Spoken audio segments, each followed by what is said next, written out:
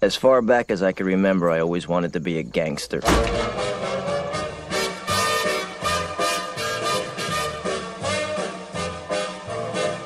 I know I'd go from rags to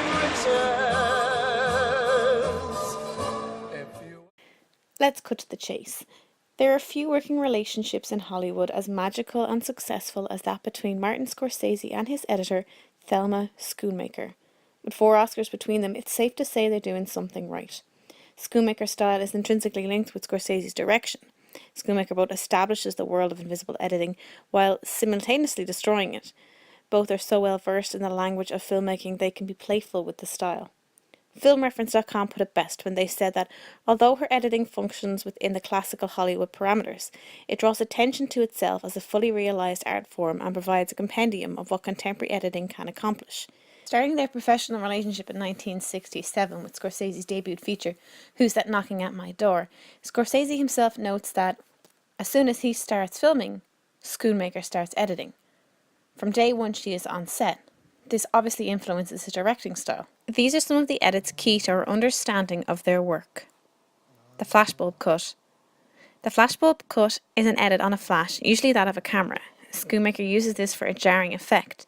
Scorsese's characters exist in a heightened world, and the flashbulb cut, in the case of The Aviator, highlights Howard Hughes' disorientation and the beginnings of his downward spiral.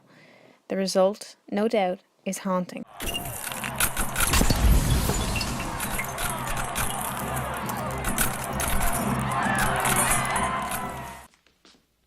Mazel tov. We see the same technique used in Goodfellas to show the passage of time. And Casino, showcasing the facade of these corrupt men. Under Scorsese's direction, she employed the same technique in Raging Bull, adding tension and anxiety. Freeze frame. Of course, this isn't the first time we've ever seen freeze frame. Truffaut used it in 400 Blows and the French New Wave, but Scorsese and Schoonmaker really use it to their advantage. In Goodfellas, the freeze frame allows for Henry Hill's narration to occur without distraction. It also punctuates some of the film's more powerful, violent, or shocking moments.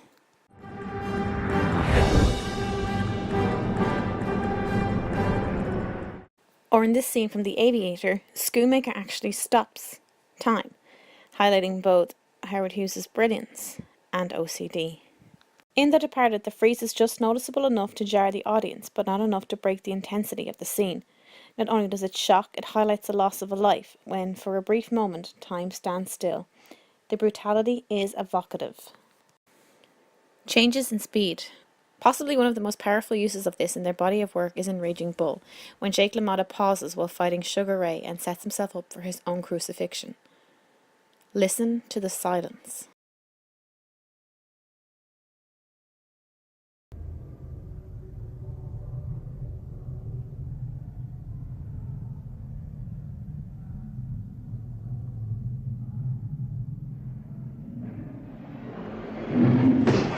Schoonmaker is very clever here. When Jake is winning, the edits are sharp and the pace fast.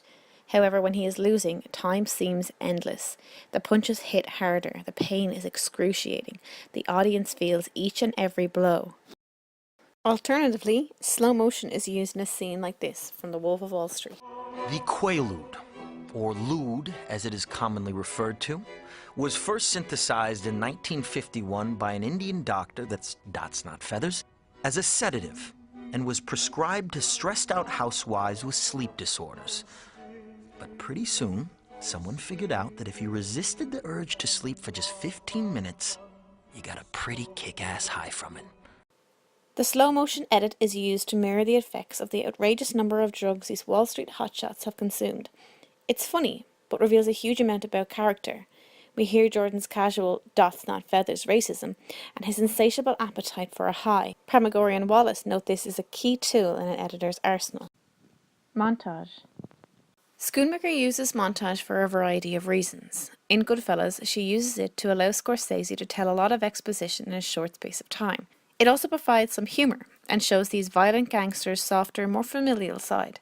This visual literacy, as Scorsese calls it, draws the audience in. Raging Bull shows the audience Jake's professional and personal victories, a happier time, setting up his inevitable defeat. Paul Falkenberg writes that a good editor operates with metronome sensitivity and precision, shaping nuances in film. Schoonmaker could make or break an actor's performance, but does wonders with them here. It is clear that Schoonmaker is highly influenced by the great directors and editors of the French New Wave. Even in their very first project, Schoonmaker employs the use of jump cuts, layering and breaks in the continuity, a direct answer to the standard continuity editing of Hollywood.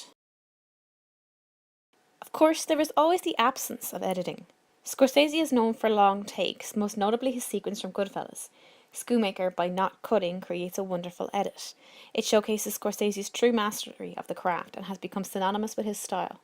He notes that he is often caught between the long shots of Ophuls and the rapid cuts of Eisenstein. The sequence demanded to be told in one shot. Not only does Scorsese say, is it about Henry seducing Karen, but his own seduction of this lifestyle.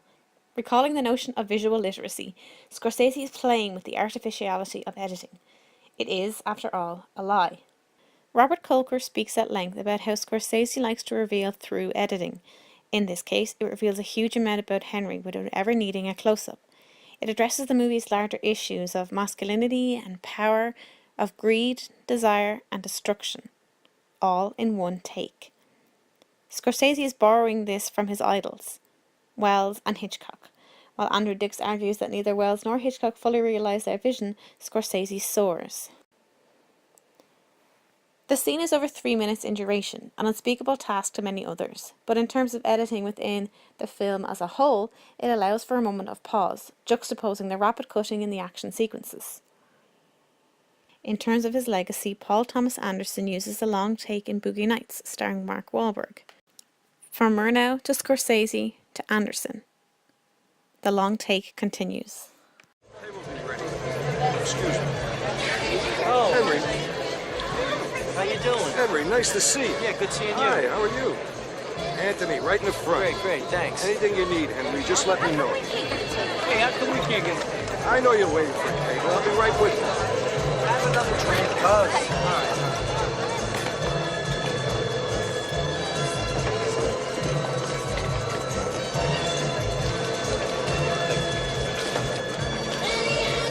Thanks a lot. I appreciate it. Thanks. Hey, how are you guys doing? How are you? See you. Hey, Henry, how are you? What's up? Good. How you doing? You gave them $20 each. All right. Henry, this is what Mr. told me over there. Where? Over there. Oh, thanks a lot, Tony. Thank you. Salud. What do you do? What? What do you do? I'm in construction. You don't feel like you're in construction. No, I'm a union delegate. And now, ladies and gentlemen, the Copacabana is proud to present the king of the one-liners, Henny Youngman.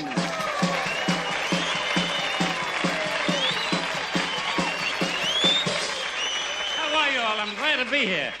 Take my wife, please. I take my wife everywhere, but she finds When her way speaking home. to the Financial Times, Schoonmaker said that Marty claims I pull the humanity out of his movies in the way I edit, but he puts it in there. Because their working relationship is so successful, it's hard to tell where Scorsese stops and Schoonmaker begins, and vice versa. However, her slick, stylized, powerful, and professional editing no doubt influenced Scorsese as a director. Scorsese himself states that if it weren't for her, he'd never have made it into the director he is today, and the Cinematic Hall of Fame would be truly lacking.